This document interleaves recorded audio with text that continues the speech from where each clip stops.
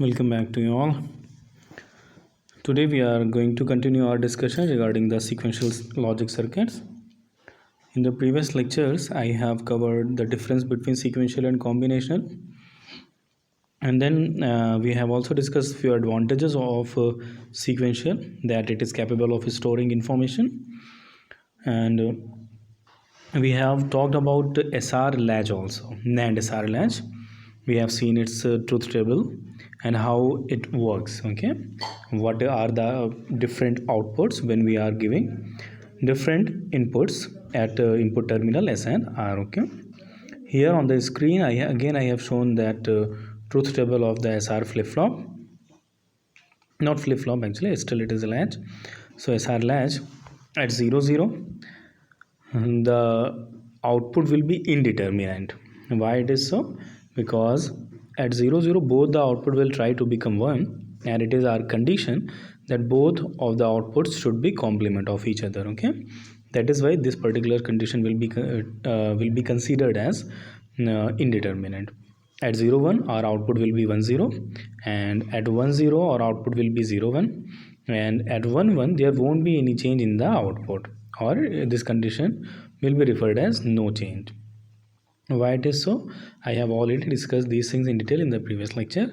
So here I am considering that you all are well equipped with these concepts what I have displayed here, and you have to remember that so that you can easily understood what the next topic of this discussion. Okay, so before heading toward the next topic, I would like to discuss a problem associated with this latch, and for understanding that problem, have a look on the screen. S, R, Q and Q bar, this is the truth table you can say, and it is mentioning a particular condition that is represented by input 0 and 1. So at 0 and 1 the output of latch would be 1 0, we have just seen. Now let's say I have changed my input from 0 1 to 1 1. Okay, if I have changed my input from 0 1 to 1 1, what will happen in this case? There won't be any change, because at 1 1 output should remain as it is. So there is no change in the output. My previous output was 1 0, and next output will also be 1 0. Now let's consider a scenario in which R has changed, and that is not, this change is not mean deliberately. This change is mean because of some uncertain parameters, and that is beyond of our control. Okay, so the value of R has changed momentarily, just for a fraction of seconds only, and it has changed from 1 to 0. So what would be the consequence of that? If the input has changed from 1 1 to 1 0, then the input which is received by the latch will become 1 0. And if your latch is receiving 1 0, then what would be the output of this latch? The output of this latch will immediately become 0 1. Now after a few seconds only, or a fraction of seconds only, this R will again return to its initial value, but now the output has changed, and this 1 1 won't change output, because at 1 1 output should remain as it is. Okay, so I have tried to show this with the help of animation also. See, this one, the value of R will change momentarily from 1 to 0, but the value of Q and Q bar will change permanently. See, R has changed for a fraction of second, and Q and Q bar has changed permanently. So this is a problem associated with these kind of circuits. So in order to how all these things, narrations I have written here, you can refer that. So how we can have a better control over the circuit? For that we have to add some additional elements in this, and if you will add some additional element in this circuit, then this circuit will be changed into flip-flop. So this is the basic difference between latch and flip-flop. In latch we don't have a control circuit, that is, in better words, we'll refer them as a clock. Okay, so in latch we don't have any clock, but in flip-flops we have clock circuits. Okay, so with the help of that clock you will see that you can have a better control on your this memory element. Okay, so now let's see how this clock will cooperate with this. Okay, so now we are going to start our discussion about SR flip-flop. First we'll see how to construct the SR flip-flop. So first I have taken the SR latch. As I have told you that I have to make some changes in the latch only, that is why I have taken the latch. Now I have extended these input terminals, and at these terminals I have connected two NAND gates. Okay, now one input of these NAND gates will be connected with will be shorted together, and that will be connected with a clock. This is the clock I was talking about, and rest of the terminal of this NAND gate will be used for flip-flop input. Now this entire circuit, this circuit will be considered as flip-flop. Why it is known as SR flip-flop? Soon you will got to know. Now as you can see that here we have got a clock. Now we can have a better control over the performance of this flip-flop. Furthermore, the most important thing is any unwanted change in input won't affect your output. This is the most important advantage of flip-flop over SR latch.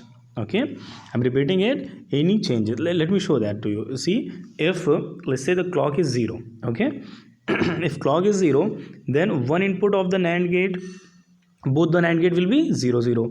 If input of NAND gates is 0 0, then you must have remembered that output of this NAND gate will be 1 1, and these are the input of SR latch. And if you remember, in SR latch, if both the inputs are 1 1 there won't be any change in the output. So this is how, unless clock is 0, whatever if this S and R are changing, they won't affect your output. And only when your clock is 1, only in that condition the changes what you are making at S and R will be reflected at output. This is how you can have a better control over your this circuit memory element. Okay, now let's see how let's find the truth table of this, or characteristic table of this SR flip-flop. So this is your latch. So let's have fetch the truth table of SR latch itself, and now we are going to tabulate the truth table of SR flip-flop. Starting with 0 0, when one input of starting with 0 0 itself, and these are the NAND gates. One input of both the NAND gate is 0 0. Okay, if one input of NAND gate is 0, its output will be 1. Similarly here also, if one input is 0, its output will be 1.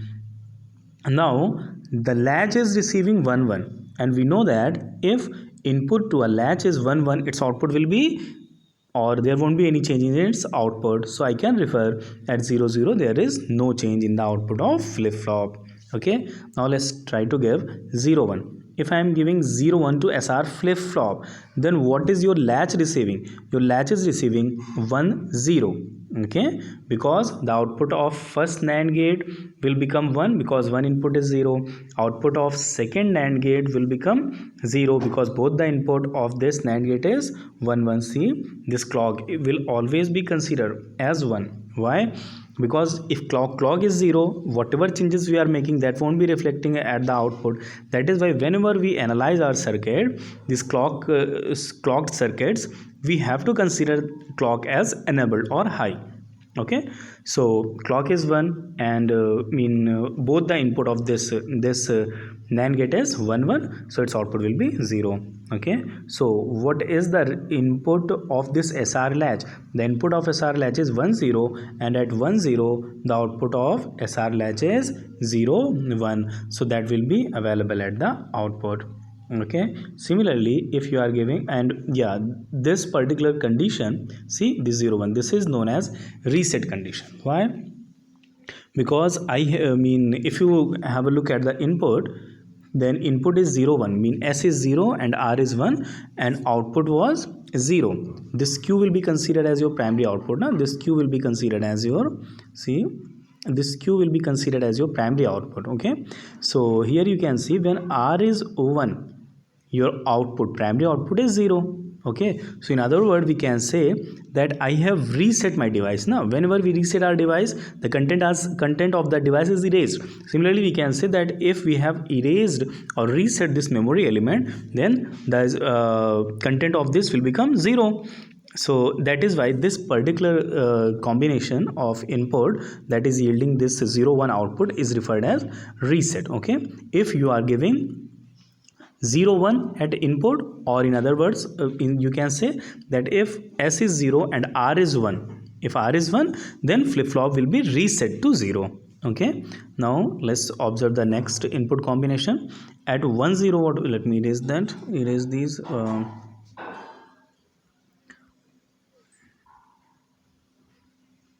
a minute, see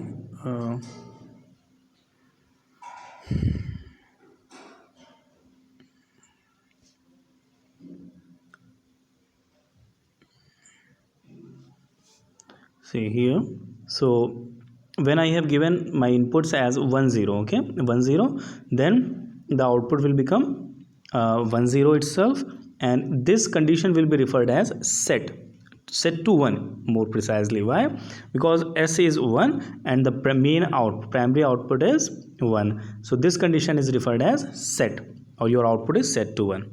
Okay, so now I hope that you would have got the reason why it is known as SR flip-flop, set reset flip-flop. Okay, at 1 1, what will happen? If I have given S and R as 1 1, then the latch will receive inputs as 0 0, and then this will be considered at, and we know that at 0 0 the output of latch is indeterminate. Okay, so that is why in flip-flop at 1 1 there will be indeterminate case.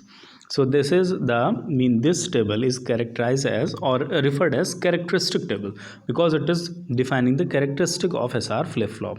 Similarly, we'll study few more flip-flops. So this is how you will tabulate the characteristic table of each flip-flop. Okay, now yeah, that's what I told you. Now I have again written the same characteristic table. With the help of this characteristic table, I am going to tabulate another kind of very important table that is known as truth table. See the heads of this truth table. In this, QTSR will be considered as input and QT plus 1 is your output. Okay, and based on the value of QTSR, we will write QT plus 1, the value of QT plus 1. Okay, so the first row, what are the entries of first row? 0 0 0. If we have got 3 variables, then there will be total 8 combination, 2 raised power 3. And how to write these 8 different combinations, you all must be aware about that. That is why I have directly written these 8 different combination. If we have got 3 variables, the 3 variables are QT, S and R. Now we have to find the value of QT plus 1 based on these input variables. So for the first row, what is the value of S and R? S and R is 0 0. Then refer the characteristic table. If the value of S and R is 0 0, there won't be any change in the output of the flip-flop. So what do we mean by there won't be any change in the flip-flop? So it means that the output of flip-flop will be same as the previous output. What is the previous output? Previous output in this case is 0. See, this is your previous output. So this is 0, so your next output will become 0 itself. Okay, similarly, when you have got 0 1, when S and R is 0 1, in that case, what will be the character of the latch of flip-flop? This will be reset to 0. So irrespective of the value of previous output, your output will be set to 0. At 1 0, what will happen? Your output should set to 1. So irrespective of the previous value, your output will be set to 1. At 1 1, your output is indeterminate. So how to represent indeterminate? The indeterminate is represented by a don't care condition. Okay, similarly, you can proceed further and you can complete the truth table of this SR flip-flop. This is your truth table. That's what I told you. Okay, now with the help of this truth table, we can tabulate another very important table that is known as excitation table. This table will be used for designing counters, resistor and various sequential circuits. Furthermore, this will be helpful for the conversion of flip-flops also. Okay, so this is easy, not difficult, just require a little concept. So I'm expecting your kind attention for that. Okay, this is your excitation table, heads of excitation table. See, now in this case, QT and QT plus 1 are your input and S and R is your output. Okay, so based on this present and next output, I will write the value of S and R. So for writing excitation table, you need help. You need to have take help from the truth table itself. Okay, that's what I have written here. Now, what is the first input combination? Input combination is 0 0. Okay, so what you have to do? You have to refer your truth table and you have to observe for in which of these rows, 8 rows, your output qt and qt plus 1 both are 0. That is what is mean condition here, na? See, this here we have got qt and qt plus 1 0 0. So we have to look in this truth table and we have to figure you have to check all the rows and you have to figure out or observe in which of these rows this situation is valid, or this condition is valid. Yeah, so in the first two rows, see, in the first two rows the value of qt and qt plus 1 both are 0 0. Agree? So now you have to find the value of s and r based on these two rows only. So for these two rows the value of s is 0, so simply I will write the value of s as 0. What is the value of r? The value of r is 0 as well as 1. For one row it is 0 and for other row it is 1. So what would I write here? In order to represent both 0 and 1, what we do? We represent a don't care cross. Okay, similarly, what is your next row or input combination? That is your 0 and 1. Okay, input of excitation table, I mean 0 and 1. So now let's again refer your truth table and try to find out for which rows the value of qt is 0 and value of qt plus 1 is 1. So I think this is the only row for which qt is 0 and qt plus 1 is 1. So what is the value of s and r? In this case, it is very easy. In this case, the value of s and r, it is 1 and 0. So I will write 1 0 here. Okay, now next is your 1 0. Similarly, you can proceed further, and I think that for 1 0 you have to refer that sixth row. Okay, this is the only row in which qt is 1 and qt plus 1 is 0. So the output will become so for this particular row the value of s and r is 0 1. That is why I have written 0 1. For 1 1, similarly you will got cross and 0. Okay, so this is how this table is known as your excitation table. So these are the three important table of each flip-flop. Actually, we'll study a few more flip-flops, and in each of them in the case of each flip-flop we'll try to understand these three different tables. Okay, so I think we are left with one more topic. Let's cover one more topic and then we'll conclude the discussion. Okay, if you observe, there is another thing. We'll address that later. Okay, we'll address this indeterminate situation later. Okay, before that, let's have a look at the characteristic equation of flip-flop. Okay, so how to get the characteristic equation of flip-flop? As of now, we have talked about characteristic table, truth table, and excitation table. This is another important factor related to the flip-flop, that is characteristic equation. Okay, that's very easy. How to find the characteristic equation? Finding the characteristic equation, you have to simply get the truth table of the flip-flop and solve or make a k-map. Okay, for this we'll solve k-map considering qt plus 1. Okay, when you have to solve k-map for qt plus 1 considering qt, s and r as input variables. So if I am considering qt, s and r are input as input variables, so total variables are 3, so total boxes in the k-map will be 8. So all you have to do is to design this k-map as I did here, and you have to put all these value of qt plus 1 accordingly. Okay, so now if you observe this truth table, this k-map, what are the very different combinations you can have here? I think here we can have a quad. This is the quad. Okay, and what would be the expression of this quad? I'm considering that you all are aware with the k-map. That is why I'm not going to explain how I have got the expression. The expression for this quad will be s. What else is there any other combination? I think I have got a pair also. See, this is the pair, na? And what would be the combination for this pair? Sorry, mean a Boolean expression for this pair, that is QTS. Okay. So now the characteristic equation will be QT plus 1 is equal to S plus QTS. So this is the characteristic equation of SR flip flop. That is how I have completed the discussion regarding the SR flip flop. In next lecture we'll talk about other kinds of flip flop. Thank you very much.